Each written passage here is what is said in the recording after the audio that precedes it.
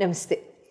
గురు భగవానుడు ఆరుద్ర నక్షత్రానికి వెళ్తున్నప్పుడు మనం ఆ నక్షత్రం యొక్క ట్రాన్సిట్ వివరాలు ఎలా ఉంటాయి, ఆ ఎఫెక్ట్స్ ఎలా ఉంటాయి అనేది తెలుసుకున్నాం కదా.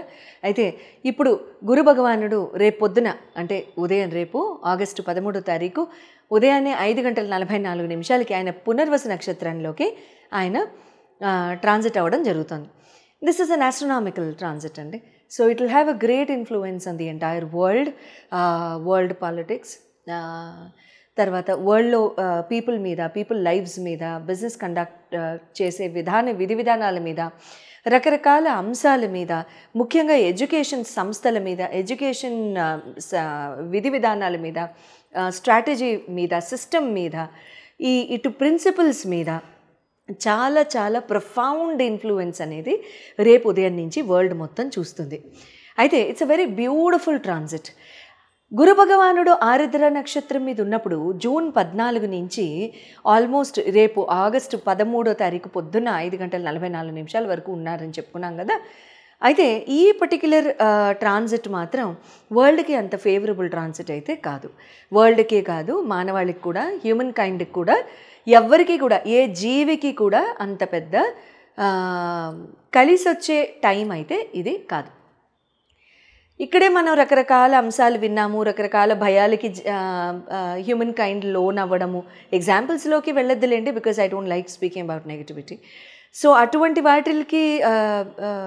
వాటి మీద ఫోర్స్ ఎక్కువ ఉండడం, ప్రెషర్ ఎక్కువ ఉండడం. ముఖ్యంగా రాహు నక్షత్రాలు ఎవరైతే ఉన్నారో మీరందరూ కూడా కమెంట్స్లో నాకు తెలియచేయండి. I'll not be excited to read, but I'll definitely saying that cases నాకు తెలుస్తాయి. ముఖ్యంగా ఆరుద్ర, శతవిష అండ్ స్వాతి నక్షత్ర వీళ్ళ ముగ్గురికి కూడా ఎట్లా ఉండింది ఈ 2 months అనేది మీరు చక్కగా తెలియచేయచ్చు. అంటే ఎట్లా ఉంటుంటుంది అంటే బాగా సప్రెషన్కి గురవడం కూడా, లేకపోతే లైఫ్ని పెద్దగా ఎంజాయ్ చేయలేకపోవడం, నిదానంగా వైరాగ్యం కూడిన జీవితంలాగా ఉండడం. అంటే అంటారు కదా, వదిలేండి ఇంకా ఆ సామెత ఎందుకు కానీ, బట్ ఏదో ముభావంగా కాస్త సైలెంట్గా ఉండడం లాంటివి జరిగి ఉంటాయి. అండ్ రిలేషన్షిప్స్ కానివ్వండి, ఫ్రెండ్స్ కానివ్వండి, ఆల్రెడీ మ్యారీడ్ ఉన్న వాళ్ళైతే స్పౌసెస్తో కానివ్వండి, రిలేషన్స్ అయితే ఖచ్చితంగా కాస్త స్ట్రెయిన్ అయ్యి ఉండొచ్చు. మరీ ఇంకా ఎందుకంటే ఆఫ్కోర్స్ మళ్ళీ జాతక ప్రభావాలు కూడా, మళ్ళీ దశల్లో కూడా ఎక్కడా కూడా గురువు కానీ రాహు కానీ ఉంటే ఇంకొంచెం తీవ్రత ఎక్కువ అయి ఉండొచ్చు. అటువంటివి దశలు కనుక లేకపోయి ఉండొచ్చు, సంతోషం. అప్పుడు పెద్దగా ఎఫెక్ట్ కూడా ఉండకపోవచ్చు.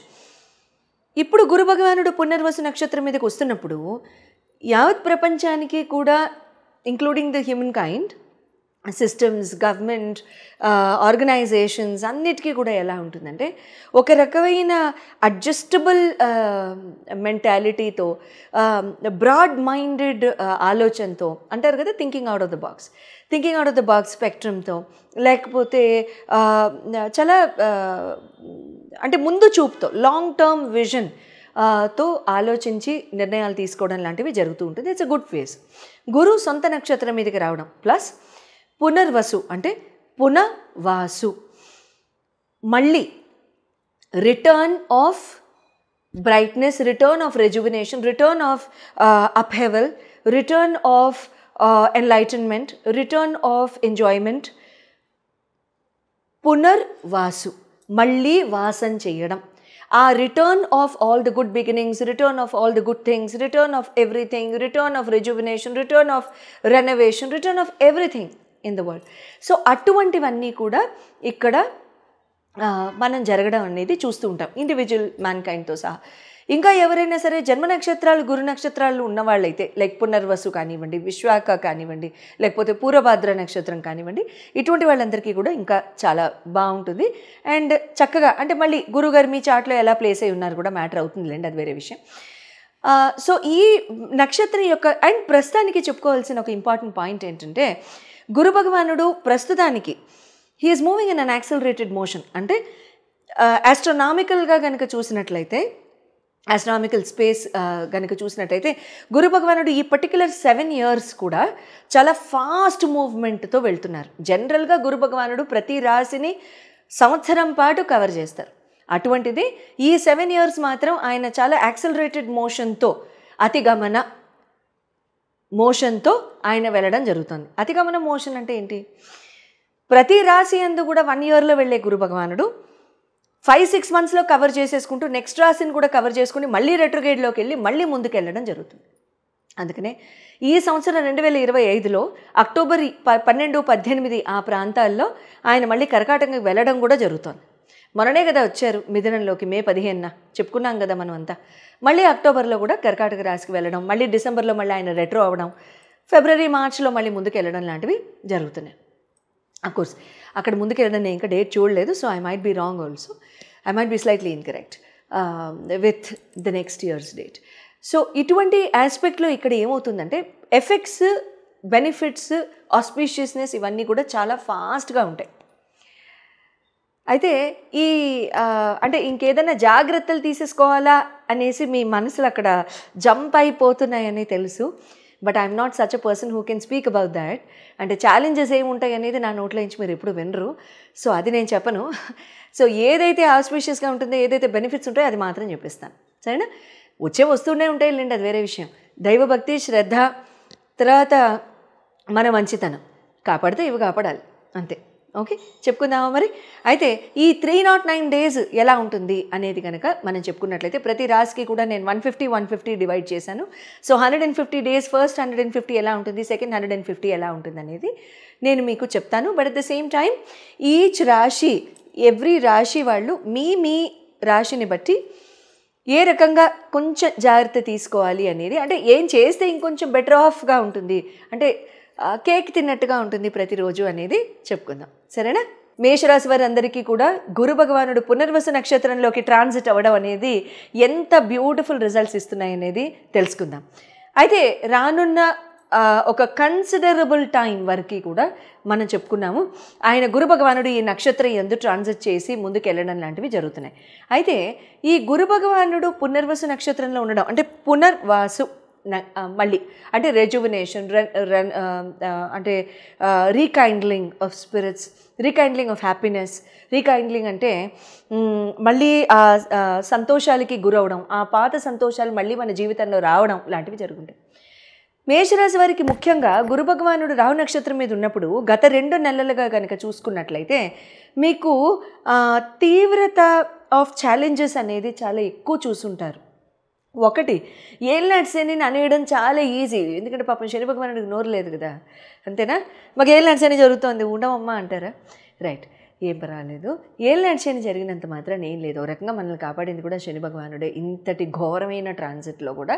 ఎందుకంటే మధ్యలో మనం గురుమౌఢ్యాల్లోకి వెళ్ళాము, గురుమౌఢ్యాలను చూసాము, తర్వాత మళ్ళీ ఈ అంటే రకరకాల ప్లానెట్స్ మనకి అంటే గోచార రీత్యా మారడం చూసాము. తర్వాత అదే టైంలో గురు భగవానుడు రాహు నక్షత్రం మీద ఉండడం చూసాము. తర్వాత భాగ్యస్థాన చూపులో ఉన్న గురువుగారు రాహు నక్షత్రం మీద ఉండడం చూసాం. ఓ రకంగా ఏంటంటే మిక్స్డ్ రిజల్ట్స్ వచ్చుంటాయి మేషరాశి వారందరికీ. సో ఇప్పుడు it's a very good time అని చెప్పాలి. సో గురు భగవానుడు ఎప్పుడైతే గురు నక్షత్రం మీదకి వెళ్ళి ఆరుద్ర నక్షత్రాన్ని వదులుతున్నారో ఇట్స్ టైమ్ ఫర్ సెలబ్రేషన్ మేషరాశి.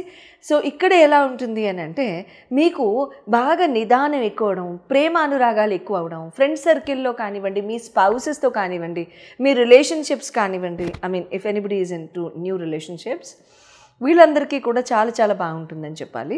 And at the same time మీ అందరికీ కూడా అంటే ఎవరైనా ఈ గత 2 monthsలో రిలేషన్షిప్స్లో ఛాలెంజెస్ ఎవరైనా చూసారా? చూసుంటే మాత్రం రేజ్ యర్ హ్యాండ్. అండ్ వాళ్ళందరికీ కూడా it's a good news saying that you will patch up right from tomorrow morning, so no problem.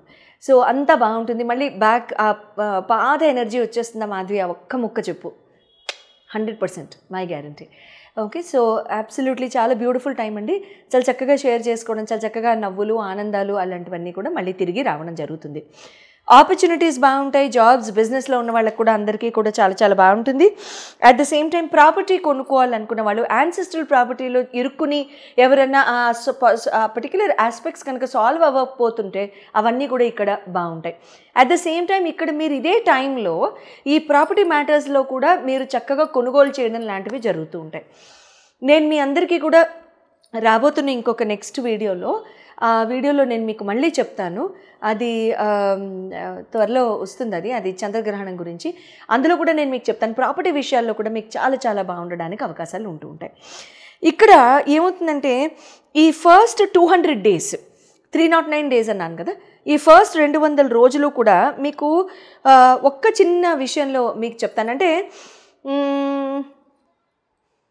మీరు ఇక్కడ ఏం చేస్తారంటే వర్క్ అంతా కూడా మీ నెత్తి మీద వేసేసుకొని చేసేయడానికి చాలా ట్రై చేస్తుంటారు. అంటే హార్డ్ వర్క్ చాలా ఎక్కువ చేస్తూ ఉంటారు స్మార్ట్ వర్క్ అంటే. ప్రతిదీ లేదు అవతల వాళ్ళు చేసేది నేను నమ్మను, నేనే చేస్తా, అవతల వాళ్ళు చేసేది నేను నమ్మను, నేనే చేస్తా, లేకపోతే అవతల వాళ్ళని ఒక వదిలేండి అక్కడ దాకా ఎందుకు, కానీ మీరే అన్ని నెత్తి మీద భుజాల మీద వేసుకుని చేసుకోవడం ఇలాంటివి ఉంటూ ఉంటాయి. అలాంటివి చేయకండి. Try and trust people, try and delegate as much so that మీ ఒళ్ళు అలసిపోకుండా, మీ మైండ్ అలసిపోకుండా వర్క్ కంప్లీషన్ ఉంటుంది. లేకపోతే వర్క్లో డీలేస్ చూస్తారు, అదొక్కటే మీకున్న ఛాలెంజ్. లేకపోతే అంతా బాగానే ఉంటుంది. విష్ణు సహస్రనామం ప్రతిరోజు చేయడానికి ట్రై చేయండి. వినడం అనేది నేను జనరల్గా చెప్పను, ఎందుకంటే ఆకలిస్తే భోంచేస్తాను, చూడం కదా, చదివేసేయండి. All the very best and good luck Mesh రాశి. ఎంజాయ్.